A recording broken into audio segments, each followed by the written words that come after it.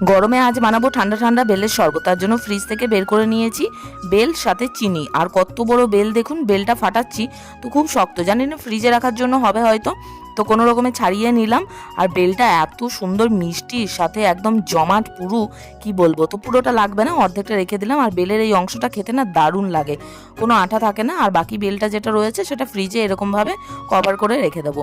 বেলের শরবত বানানোর জন্য আমি এখানে ব্যবহার করছি ঠান্ডা জল, আর হাত ধুয়ে নিয়েছি ভালো করে চটকে চটকে। এবার যে কাঁধটা আছে সেটা বের করে নেব, সাথে আটাগুলো, তারপর চিনি মিক্সড করে দিলাম। চিনি দিয়ে ব্যাস ঠান্ডা ঠান্ডা বেলের শরবত রেডি। এবার দুটো গ্লাসে দুজনের মতো ঢেলে নিলাম, ব্যাস। আর আমি পরিমাণ মতোই বানিয়েছি, আপনারা চাইলে এখানে আইস কিউবও ব্যবহার করতে পারেন। হ্যাঁ, আমি বেলের টুকরো দিয়েছি, কারণ সমস্ত শরবতেই, সবের যে শরবতটাই হয় তাতে একটা করে টুকরো দেওয়া হয়, তো বেলের শরবতেই কেন বা বেলের টুকরো দেবো না।